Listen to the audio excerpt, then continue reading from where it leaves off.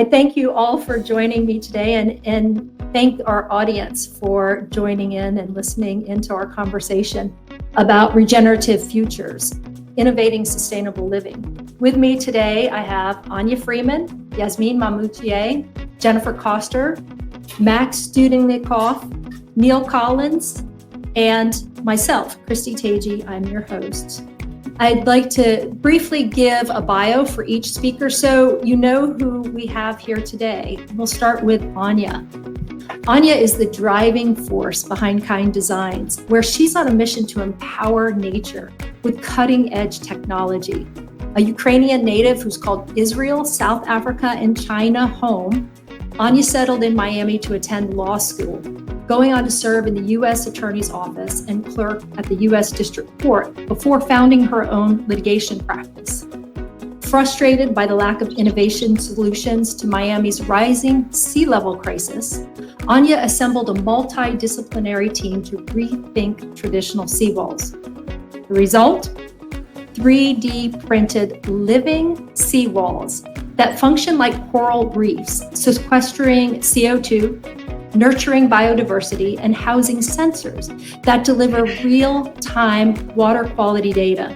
Since launching Kind Designs, she's transformed coastal infrastructure into a protective sensory organism that's improving water health in Miami and beyond. Next, Yasmin. Yasmin is an internationally acclaimed architect and interior designer, renowned for pioneering sustainable and regenerative design. She blends human psychology, eco-friendly materials, and advanced technology to craft spaces that foster well-being and minimize environmental impact. A multiple award winner, including the Serious Academy, European Design, and Innovation and Hospitality Awards, Yasmin serves as a sustainability ambassador for It Must Be Now and leading hoteliers, advising global brands on ESG-driven design, and mentors emerging talents as a visiting professor and Opal Awards juror.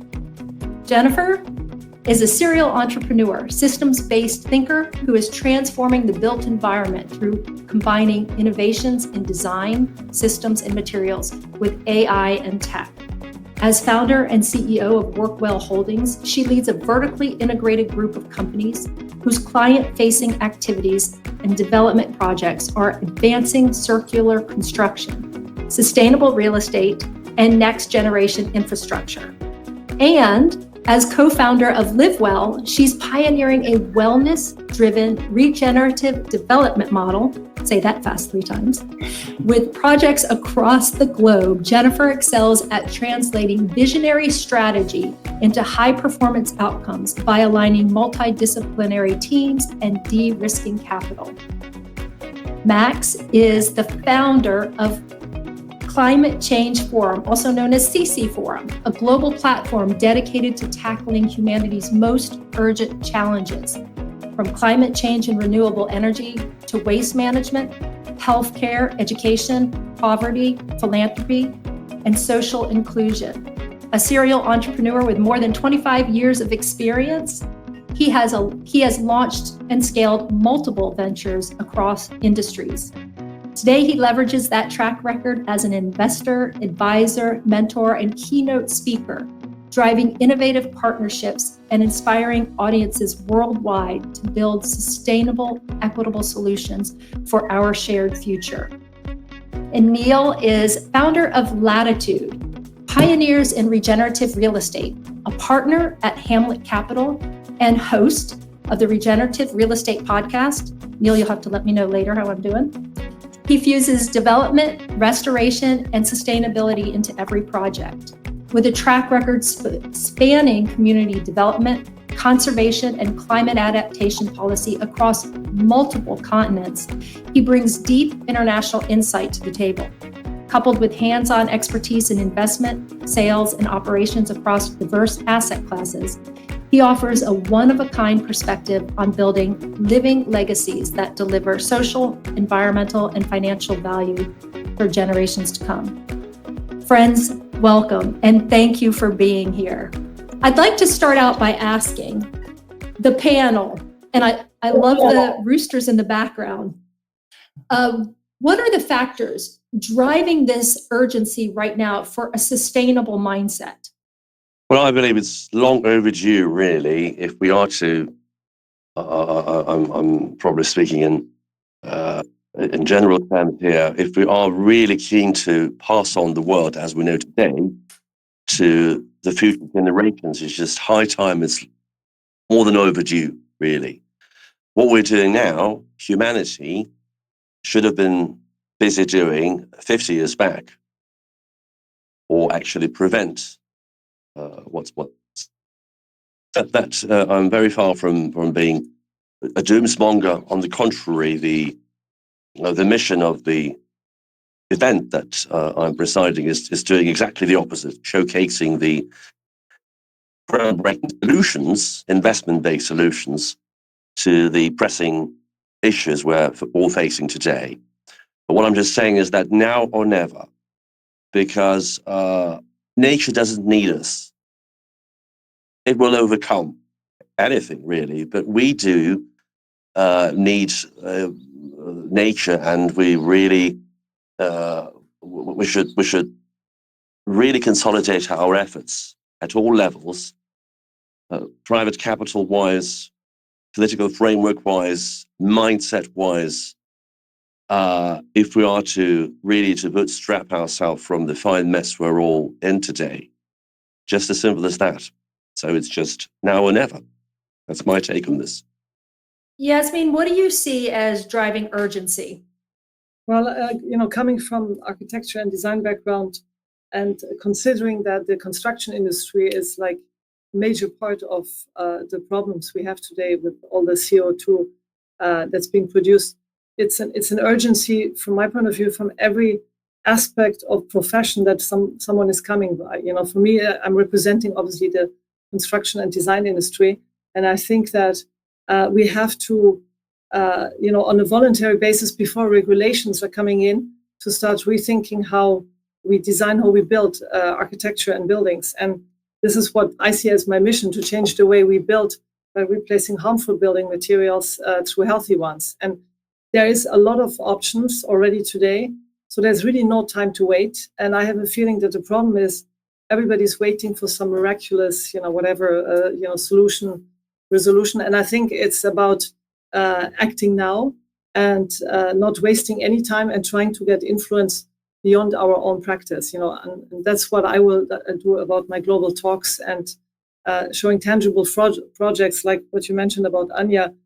The problems we have is partly it's the waste that we're producing with plastic waste, which is worse. It's going to be there for 1,000 years. So that's why we repurposed it and worked in 3D printing, having exhibition at Design Miami, at Basel, and Biennale, where you can show to the world what we can do, and then at the same time show what can replace all the harmful materials and how we can save, this in the world. And I think it's, like I said, we come a bit from different backgrounds, but everybody has the ability to show. And for me, it's not about talking; it's really about tangible projects. I want to see, what are you really doing in executing. And this is where we have to push more from talking to execution and implementation. Anya, what do you see as sustainable in your work, in the work that you do? What kind of conversations are you having around sustainability in the work that you're doing? Well, I agree with Yasmin. I, like you, also got very frustrated. People kind of standing on the soapbox complaining about climate change. I'm writing endless book and endless articles, especially in Miami. We see this like every month, a new article about how terrible South Right. Florida is. We're all going to be underwater by 2060. You have to be crazy to invest in real estate. And there was much less conversation actually around solutions. And so we are very singularly focused on one issue, which is rising sea levels and flooding, because Miami really is ground zero for this problem. We're the first city to really face it at scale. And everything we do will either be an example to other coastal cities around the world or a lesson. And so we were here to make sure that we are, in fact, an example by bringing climate technology to address flooding. So what we do is 3D print seawalls that are structurally identical to concrete seawall systems. So you're still protecting the coastal city from flooding, erosion, but we're also able to incorporate a biomimicry design, transforming an infrastructure product into something that now also functions like a reef. It dissipates waves, improves the quality of water dramatically, and yet there's no green premium. The living seawalls are actually cheaper than conventional toxic concrete walls. And I think that economics piece is really, really important for a solution to be scalable. And that has really been the key to our early adoption. We just got started 2 years ago, and we installed the first seawall within a few months of our existence and haven't stopped printing cents. And that's because the economics make sense, and everything else is like a massive bonus as far as the environmental impact and the improvement of quality water for the whole community. Jennifer, you're also in this construction space. What have you seen that's driving the urgency, the conversation around sustainability? Well, I shudder to actually say that I don't see enough urgency in this space. I think that we're too busy waiting for regulators to tell us what to do often. And if you look at just the differences between the EU market and the US market, which is, part of our existence is building a bridge between the Netherlands, but also the broader EU market and different innovations that are coming out here from a materials perspective, systems perspective, design perspective. The regulatory environment here has been much more aggressive from a sustainability. And when you say here, you are in the Europe. Netherlands. You're talking Correct. about Europe. Okay. Yes. So it's been a lot more aggressive here. So there are things that are known around energy efficiency and design practices for 20, 30 years that are really just starting to hit the ground well in the US. And I think part of the reason for that has been very convenient to wait for the legislation to turn around and drive this initiative forward. And the other thing is there is definitely a narrative, and Anya touched on this as well, that sustainable means more expensive.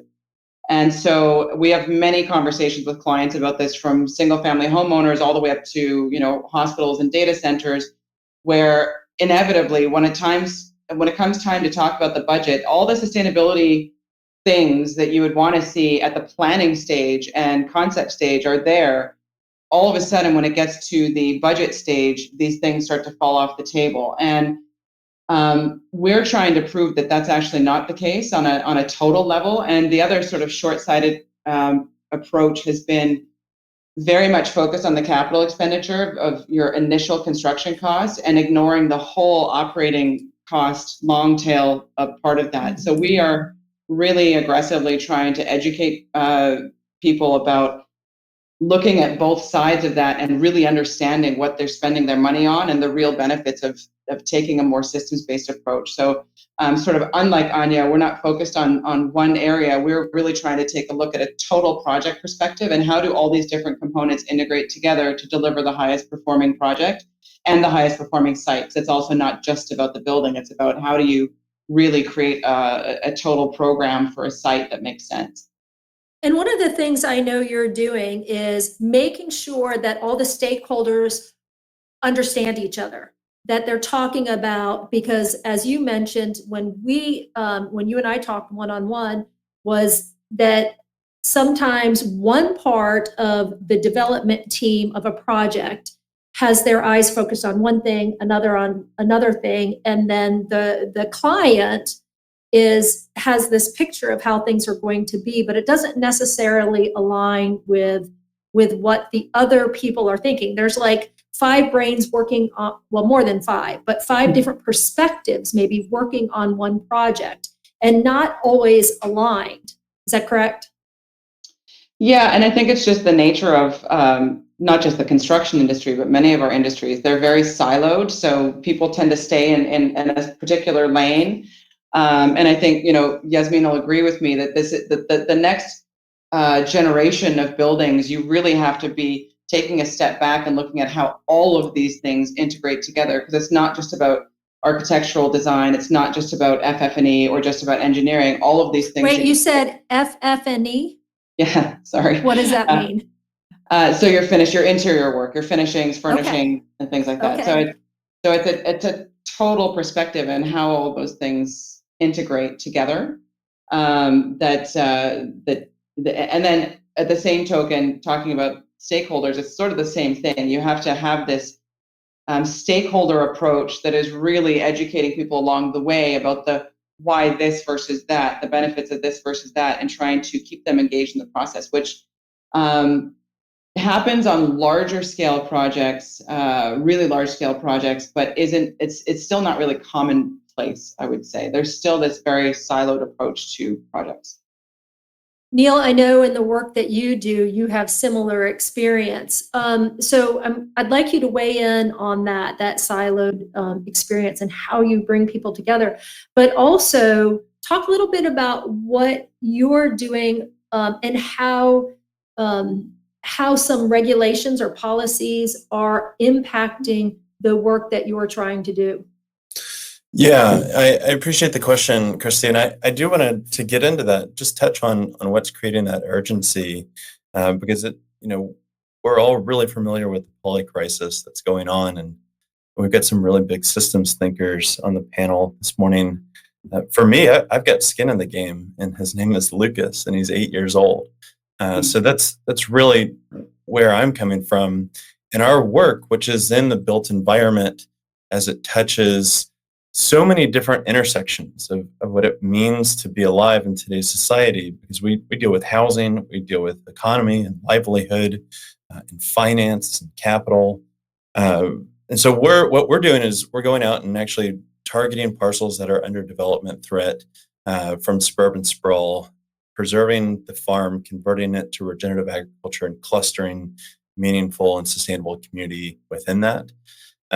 There is a lot of regulation that goes on there, and the best practices that we've learned over the past 15 years is to actually work with the community and work with our stakeholders and actually be able to weave together. There is a ton of policy work that goes into it. Of right now, what everybody is struggling with is we've had a very linear and efficient system that's had trillions of dollars worth of investment flowing through it for a very long time, and we're trying to figure out where those cracks are and how we can overcome them. A lot of times I've got to go out and get entitlements. I've got to actually take a piece of parcel and work with the local municipality to say, this is what we envision for this. And if I do that from a siloed perspective, especially as an out-of-town developer, then I'm going to get a lot of questions. But if we can come together and say, look, we've actually taken our time and done our due diligence and worked with community stakeholders, from universities to affordable housing groups to really respected nonprofits in the area, then we can actually create a vision and a plan that is hopefully has a chance to make it through city councils and municipal leaders there, and still finding like we're the things that aren't so sexy around civil engineering and the like. Those are the biggest areas, but the biggest hurdles that we face. For example, we have invested a ton of money into removing water from our sites as fast as possible, and we want to get it out, and we want to deliver it somewhere that's out of sight and out of mind. And we really have no idea, as just someone that lives in a home, where this goes. We have no idea how much energy that it takes.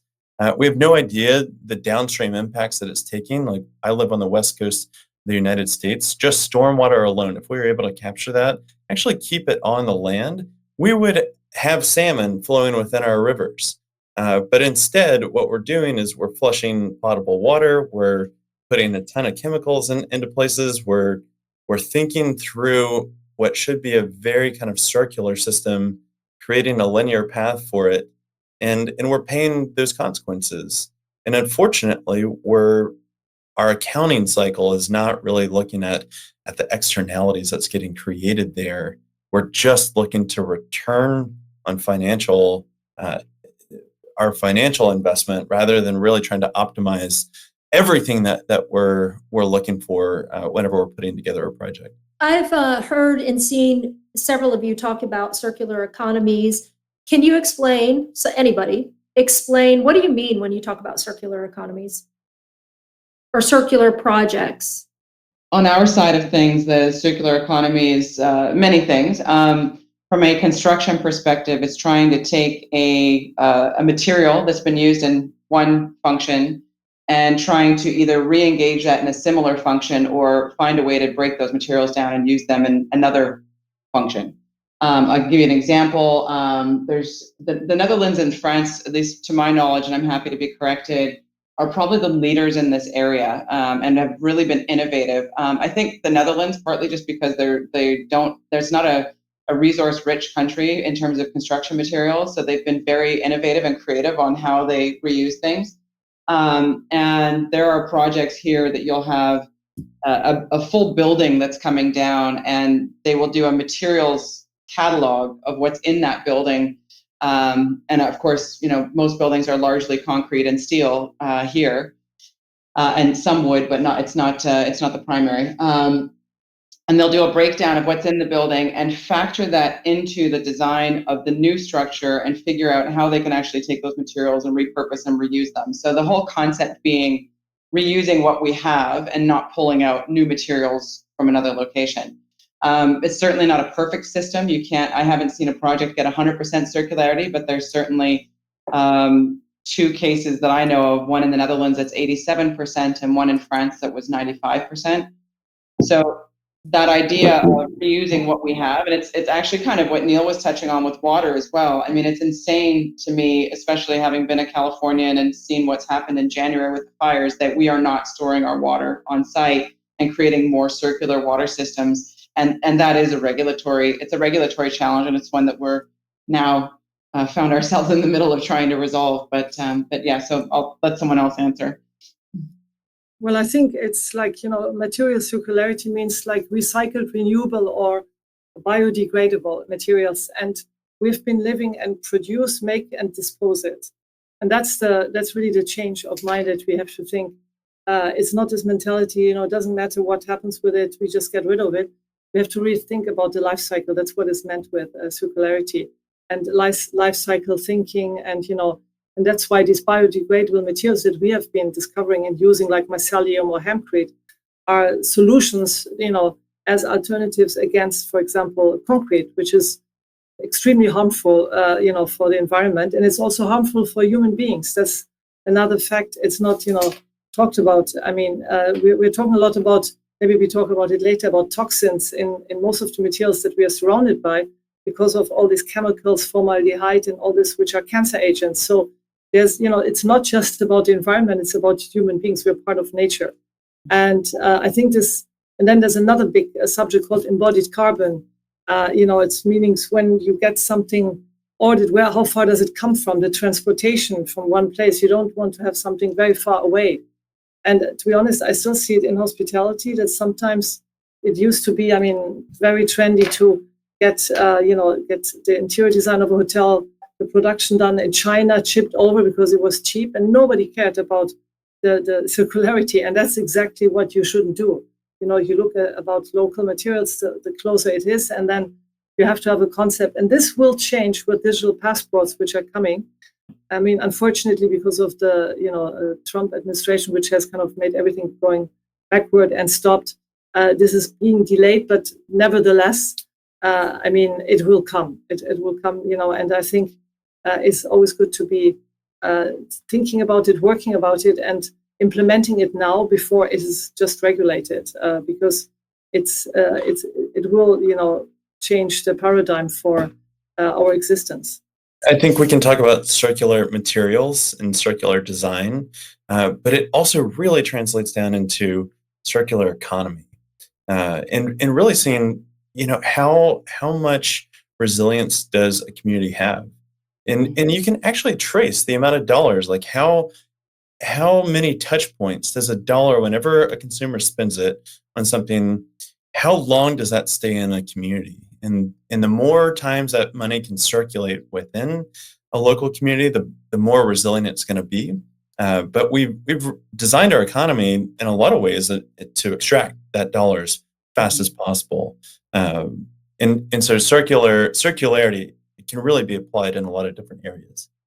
I want to go back to something several of you have touched on, and it's the material that we use. Yasmin, I think you were the first one who explained to me how dangerous concrete is, that it constantly gives off CO2. Anya, I know that's something that you have worked on with your living seawalls. Can you tell me a little bit about the materials that you use? What makes up that living seawall? Because I look at it, I know it's 3D printed, but it looks like concrete. What is it, and where does it come from? Sure. So we have to meet building codes. That's kind of like level 1. You have to at least meet building code. And for most seawalls, the requirement is 5,000 PSI concrete. So with or without us, these concrete seawalls are going in. But what we have been able to do is really innovate that mix. So the main component that we've been able to remove from the mix is Portland cement. Portland cement causes a lot of the toxicity. It leaches chemicals into the water after a seawall is installed. Without Portland cement, there's less chloride, there's less metal, and therefore less leaching. And the second improvement in the mix is that it's actually mixed at a 30% lower temperature. Therefore, the carbon footprint is also reduced. So wait, let me interrupt for just a minute to clarify. You said there's a reduction in temperature. Is that a reduction in temperature of the seawall? And if so, does that impact the temperature of the water? No, I just mean the production process when the concrete mix is made.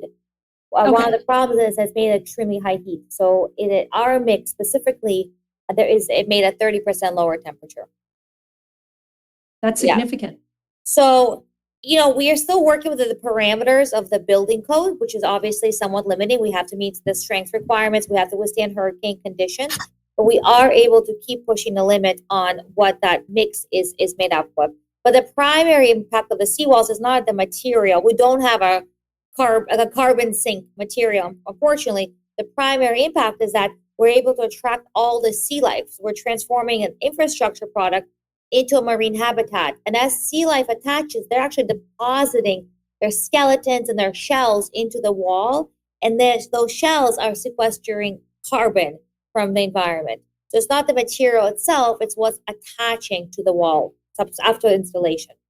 And while you do seawalls, correct me if I'm wrong, but I recently saw something about a project that you've done in New York. Yes, it's similar. We are working with the Billion Oyster Project. They're the largest deployer of oyster reefs. So we co-designed a brand new reef specifically for oysters. Oysters are very important. One oyster filters 50 gallons of water in a day. How many gallons? 50 gallons, just one. 50. One little oyster. It's amazing. Like our first seawall we ever installed, it was the world's first 3D printed seawall, was a year ago. It's only 100 linear feet. It's a small residential project. And today there's over 1,000 oysters on there. So that one little seawall is filtering 50,000 gallons of water in a day. So oysters are amazing. It's like one of the top priorities is like how do you create surfaces and designs that will attract oysters. So that's something we worked on with the Billion Oyster Project in New York. This was artificial reef units, but we're also incorporating those design elements into the vertical seawalls as well. Does that mean cleaner water because of living seawalls? Yes, of course. That's the fundamental reason we're 3D printing living seawalls with a biomimicry design. So it's strength to protect against coastal flooding, against the erosion, all of that stuff, but it's also contributing to the cleanliness of the water. And then I know that your seawalls can also collect data. Is that correct? Yeah, we incorporated some sensors, but we weren't very happy with the sensors. It was promised it was very low maintenance, but it's like crazy. You have to actually go to the physical wall, attach your computer to it to extract the data.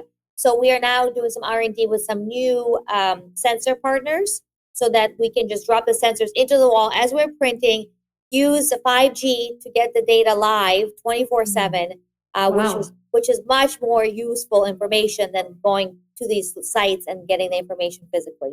When development is happening in my area, when I'm considering building something new, and this question is open to everyone, financing, what can I ask and do as a typical everyday person that wants to make a difference around sustainability? Well, I think it's important to have as a developer, you have to do some research. You can't just do it the way it's been done. I mean, one of the things that maybe will be a small solution, we are, as you know, Christy, we are working on creating a global online marketplace for sustainable materials, because my team and I have gathered over 400 sustainable materials that clean the air, absorb CO2. I mean, just what like Anya was saying, there's another company in America who is actually growing algae in big open tanks using sunlight. They're using sunlight, water, and CO2 that's trapped. And this can completely replace the Portland cement, which is the harmful one. So there are like amazing solutions. It's not visible. That's why I like marketplaces, because they're accessible to the world, and to have it all in one place where developers and contractors can find their resources, and then using AI agents that are going to even make it easier for you to see what's like close to where you are, where the project is. So we need to have it on a bigger scale. I mean, that's one of the things, it's of the companies who want to launch. It's kind of like a start. It's going to be like a startup. But in order to make it, to solve the problem, at least in some ways, to make it more accessible, to make it more known, because at the moment it's very hard to find solutions. And you as a layperson, I mean, it is difficult. And even, as smaller developers, it's also a time problem. And so I think with AI, with the rapid development of AI and AI agents, it's an enormous opportunity to have something that's going to solve the problem exactly that you talked about. How do you get access? How do you even find out about it? And then, see real life examples. Educate yourself and educate those around you. And I think that's something, and my daughter, like many girls her age, is obsessed with this Chinese site, Shein. And so I've been trying to educate her about why that's not a good thing, and why it's actually better for us to spend more money on one thing that's made locally and has, is 100% cotton or 100%, whatever good materials than these things. So I think, kids are one thing, because of course they don't want to listen to any of us anyways, but educating and learn, and like I am, like Yasmin, really looking in the market and trying to understand like what's out there, what are the next innovations, where is this all going? Anya, we have to connect after this call, but just what are the possibilities, and how can we think differently? And then I spend so much time educating contractors and designers on what's available, because they just don't know. Everyone is so used to doing what they've always done. Mm-hmm. And so getting these, what you're doing with your podcast is fantastic, because you're trying to get the word out there and trying to create connections with people so there's awareness. And that's super important. Thank you. Neil? Yeah, I took it more in terms of like, if you're just, a normal person going about your life, with your question, and I think that's amazing, because that's where so many of us are, and I really don't think that it's a proposition where we have to sacrifice, right? We really, our job is to build community and to get involved and be curious. I think a lot of it comes around cultivating mindfulness and realizing that our job is, we can go out and create beauty and participate in democracy and vote with our dollars and use our voices. And I love what Jennifer was saying about education and teaching our kids more ecological thinking. So that's how I think that we show up en masse with billions of people across the globe to actually make a meaningful contribution here. I had conversations with each of you at different times. And I remember asking, I don't remember if it was you, Yasmin, or our conversation, Jennifer. I was having some work done on my house, and I really would like to have that done sustainably, but my local contractors wouldn't know about mycelium, which I learned from Yasmin, or some of the other alternatives, or if they know about it, I shouldn't say they don't know about it, how to source it. So Yasmin, I know you're working on a solution to be able to help people source it. But I have a question around the transport of that. Is there a challenge transporting that those new materials to where they need to be? Does that sort of offset the good carbon footprint, the reduced carbon footprint that you have by using those materials when you transport them in? Well, first of all, what we developed is to have really a global source. We have global sources of materials. So the idea is that you go always to the closer, the closest geographic location you have. If you look at reality today, how everything is built around the world, it's shocking from how many different countries, the most far away, things are assembled. I mean, I think there's so little transparency about it. It's really shocking to me.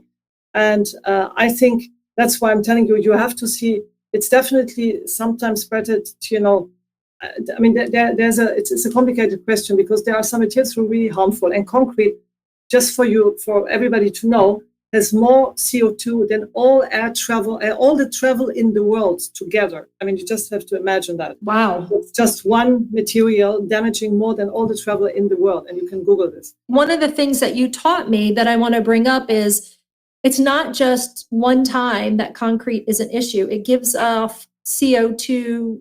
Well, not CO2, but it has harmful. But when it gets hot, for example, if you in Switzerland, they have a lot of concrete houses.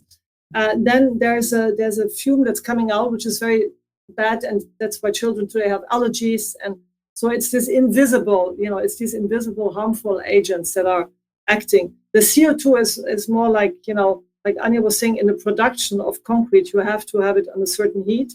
And it's always combined with Portland cement. That's why if you can replace Portland cement, you're already solving the problem with the CO2, which is done by one American company called Prometheus, who has a patent now, and it's a huge innovation, which was which is being licensed, I think, as we talk about it now. But in general, I think you have to. If you have local wood, and I would have reclaimed wood from Holland, I would still prefer to have the local wood if it's closer by. But you have, first of all, to get transparency where materials are coming from, where everything is coming from. Because we live in a global world, it's not just about materials. Everything, from the food, from machinery, from products. Sometimes it's assembled, we know like what's all done. The iPhone is done in China. There's still the problem of the economics. And this is what, we kind of were touching before, that obviously as long as there's always something much cheaper somewhere, nobody really cares about the environment, unfortunately. And just to give you the example of mycelium is something that can grow. Hempcrete is something that can grow. You can literally, have it done next to your home. I mean, I'm exaggerating, but it can be done in different countries. You don't have to take it. So those are the most interesting material, and those are materials that can replace concrete. So you have to, there's a bandwidth of differences. And I think it's about these big, materials, which is concrete, is like should not be really produced because it's one of the worst materials in the world. And there are solutions, and they can be done locally. And it's not about having to import it from very far away. But first of all, there has to be transparency to understand and how you can support more local companies that are also producing something. The problem is that a lot of these innovators, because when we did our research, we have from very small to medium to big companies.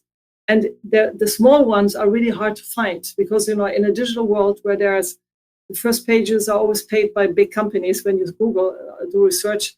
Now it's a bit easier through AI. If you go on Chat GPT or Perplexity, you will get faster to results. But that's the problem. So it is about spreading the word, doing podcasts like this, talking about this, teaching about it, starting with education from children. I think schools have should educate. It should be a subject, sustainability, from really early age on. Right. And so it's a manifold problem that has to have many solutions to be solved.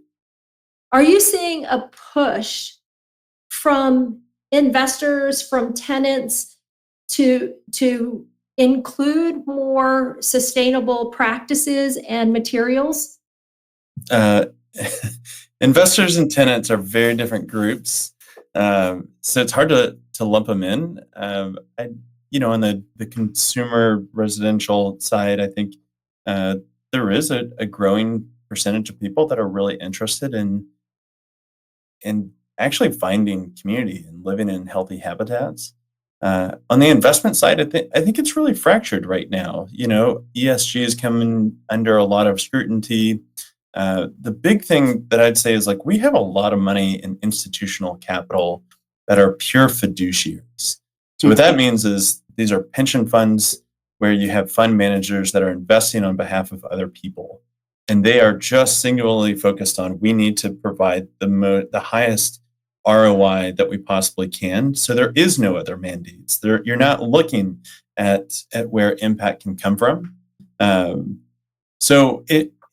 If we're missing that piece, then and we're not thinking about the externalities, then they're going to the public markets. And as much as we want systemic change there, I'm not seeing it that much.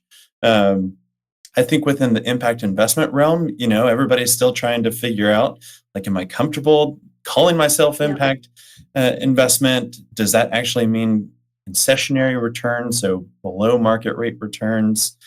Do people actually want that in their investment portfolios?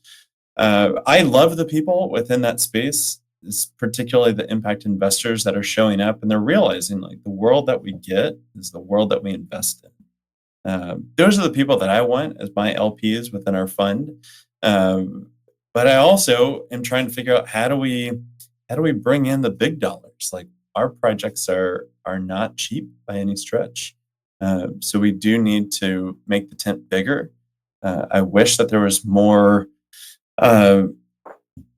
opportunities and pathways for that institutional capital. But basically, because I work with real assets and real estate, the way that we value this is we're not valuing nature, right? Like the way that we value nature is to extinguish our development rights. The conventional industry really looks at this from what's the highest and best use that we can do with this parcel, and from a very kind of narrow economic lens, which is we can build upon it, or we can do something that may be a little more extractive. So I think from the capital side, we don't have a lot of financial instruments that says we want to preserve this nature. And as for tenants and the residential side of things, we'll see. I don't think people know that there's a lot of options out there right now.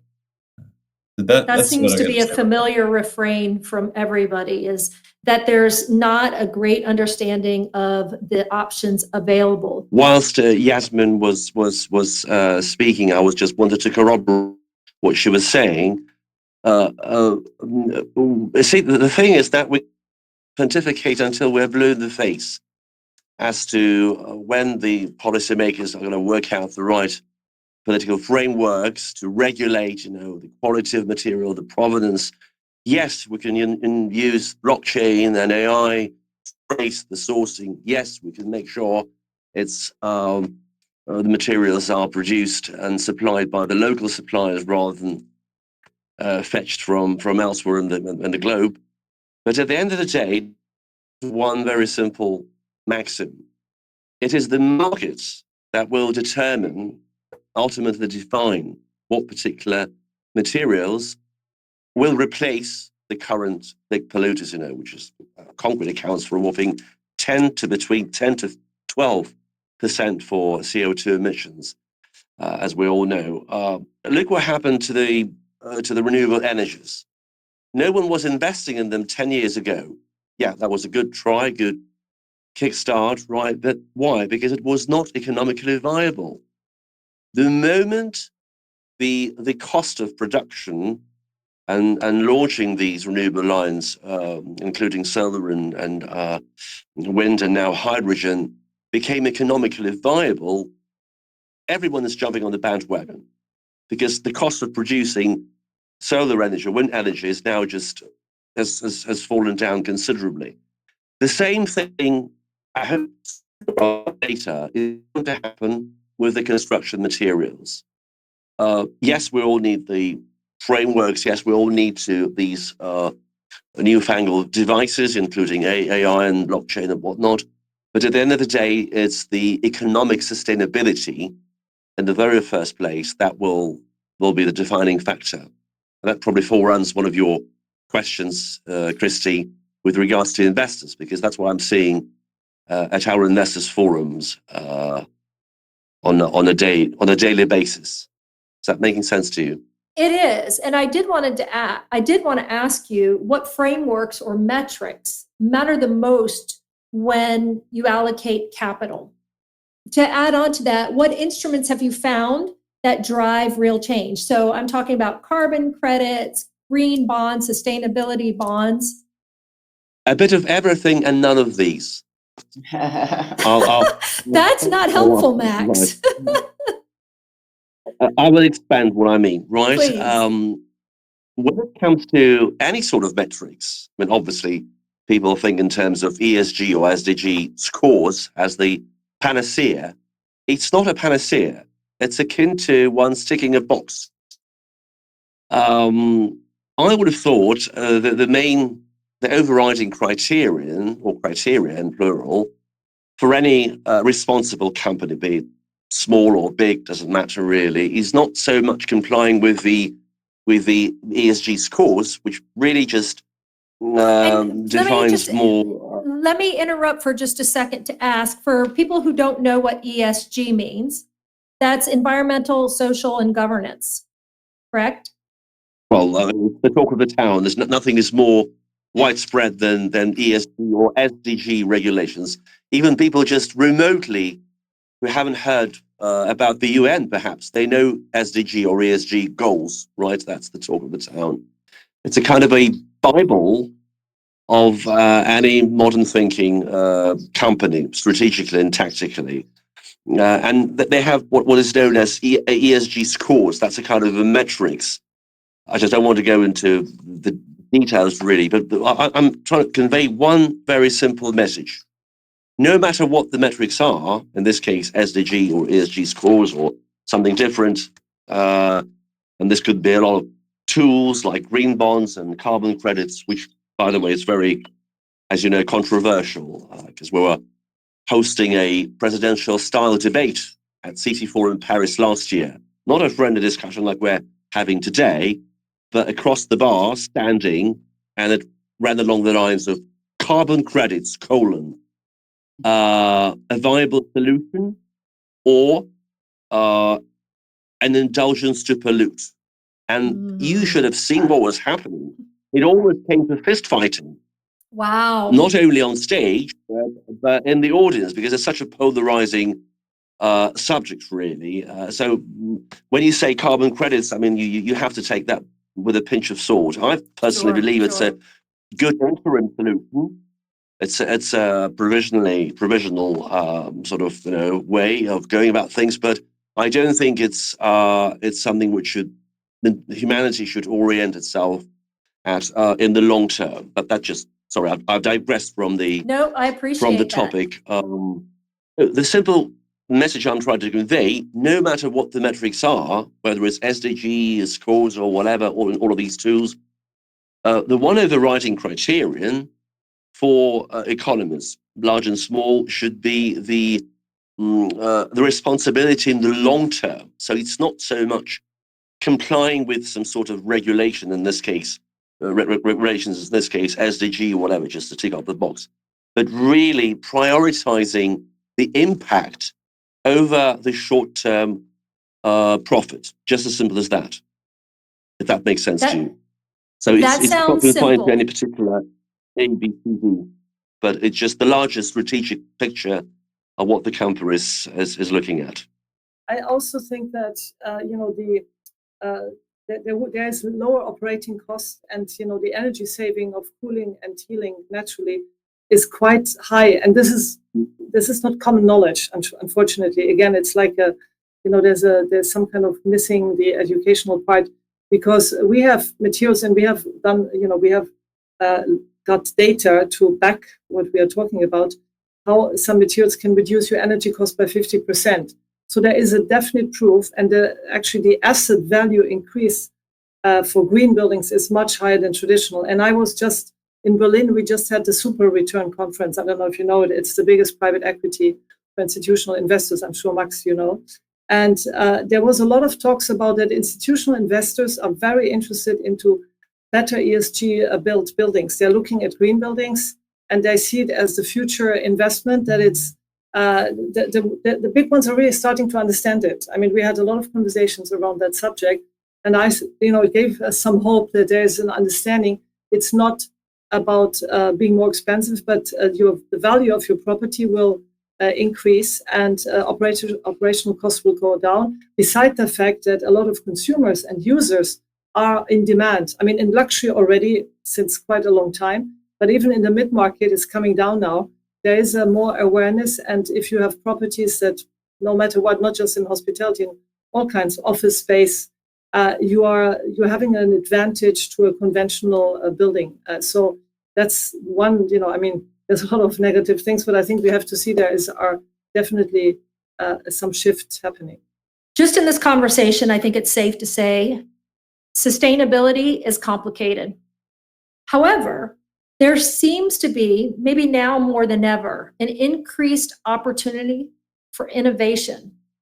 So if you had to give advice, and I have enjoyed every conversation that I've had with you guys, to the audience, if you haven't heard these people individually, you should check out the podcast with them individually. Neil's yours is coming, and Max will have to do one together. But this panel has done incredible things in moving the needle. And Anya, I loved our conversation where you said, you were a lawyer. How did you know how to build living seawalls? And you shared it was out of your frustration that you made this happen. So you weren't an expert in 3D printing or seawalls or in marine life. You definitely had an interest. So from each one of you, if someone is listening that has an interest in sustainability, in innovating and starting something, what is one thing that you would, or a couple things that you would say to them to encourage them? Max, let's start with you.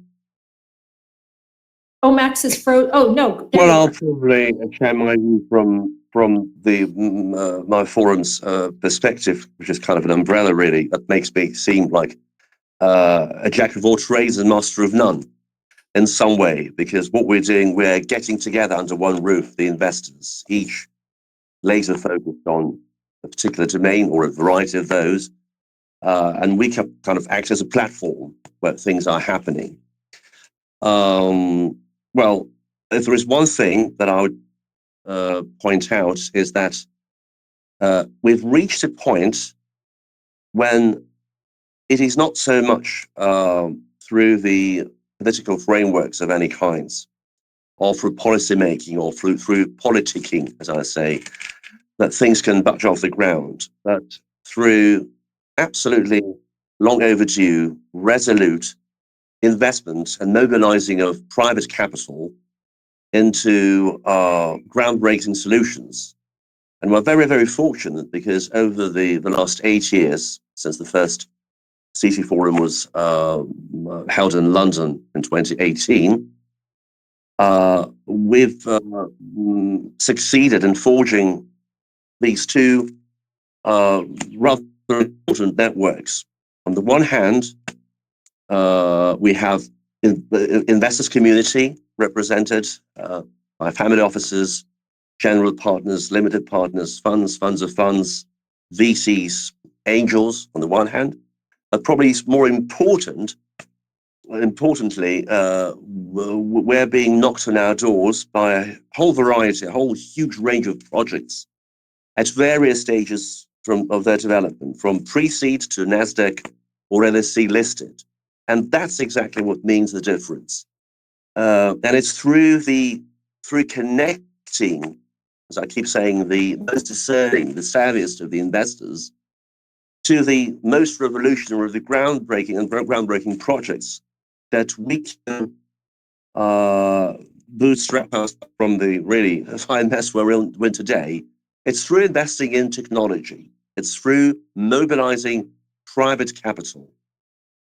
It's now or never. If not us, then who? Yep. Thank you. Yeah, can I echo that? Please. Yes. I think It's not answering your question exactly, but I have to agree with Max. I mean, you know, I've been on this path for many, many years, and the mobilization of capital has been, and I think probably Neil will agree on this as well, has been the single hardest thing to get the types of projects that we're doing off the ground.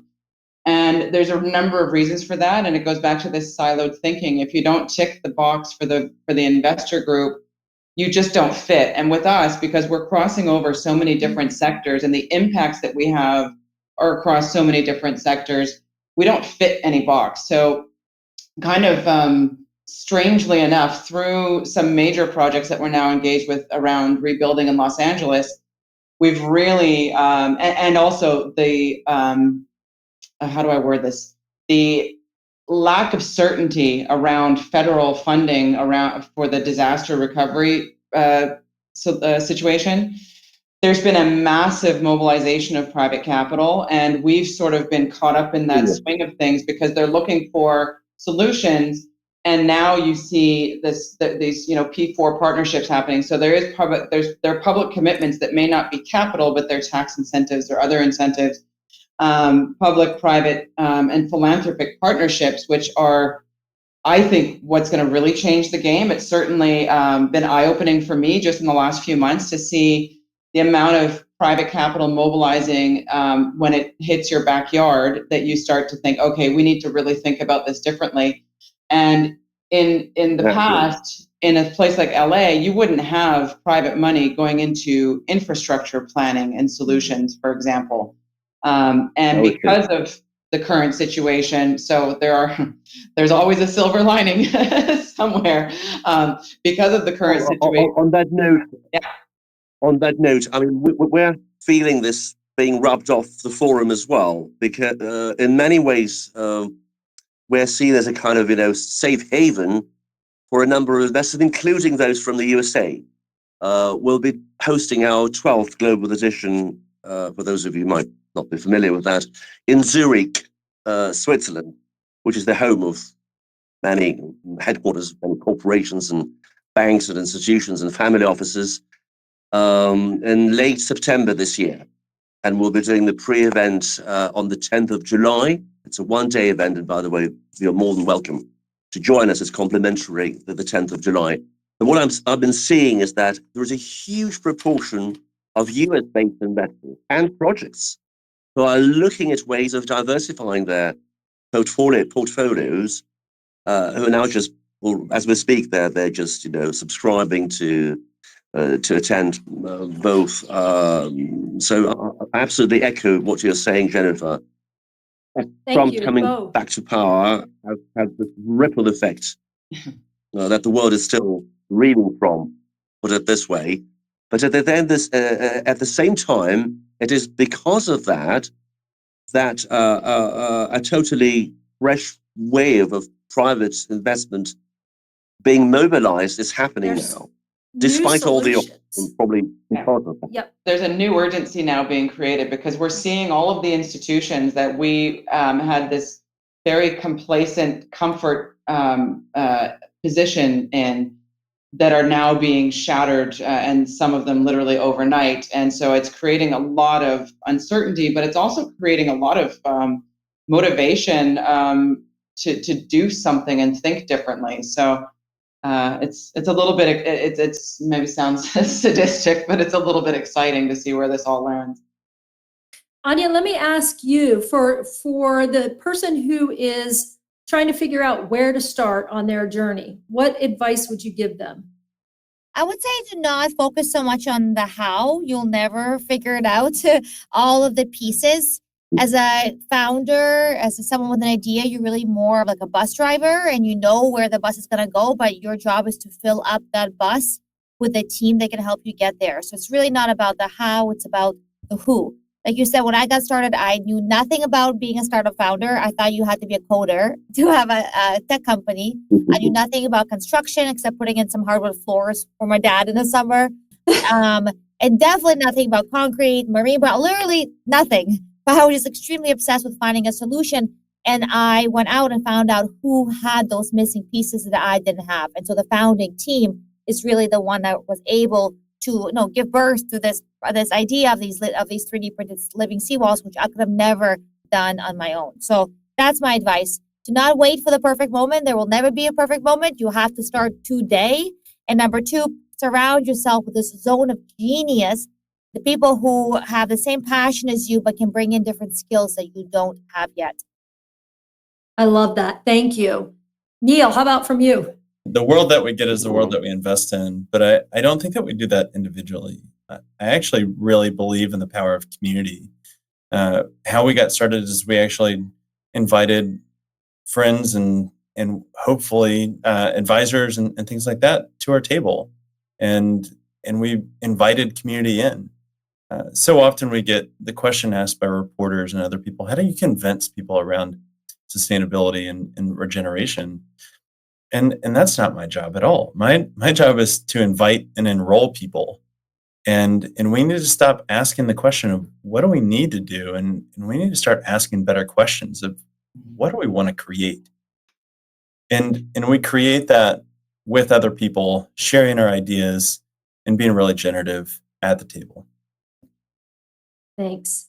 Yasmin. Yeah, I think I was going to say, I think one of the main things is to ask better questions, especially when it comes to materials where everybody's using something in some way. Where does it come from? What is it made of? And what happens to it at the end of the cycle of life? It's very basic questions. And as we are living in a digital world, coming also what Neil said, there are communities around the world. I mean, there has never been an easier time to get to know people who are taking care of these subjects. We're discussing it, groups like, we are talking about. So there has to be some kind of self-motivation to research and look out for like-minded people in your group and share knowledge. It's about collaboration. It's not a journey by yourself to figure it all out. I think it comes back to what Neil said about communities. And there is a lot of information today, and we have never had so much access on the global level to find out. So yeah, asking better question and connecting to a community, I would say. Friends, thank you so much for your time today. This has been extremely helpful. And for the audience, there will be show notes. This will be edited and available, and I will include in show notes how to find these incredible people. And my hope is that this conversation connects you with each other, connects some audience members with you guys, and we just continue to push this conversation forward. Thank you all so much for joining me today. It has been my privilege and an honor to have you here. Thank you for organizing. Thanks. Thank you. Thank you so much for having us. Kristen.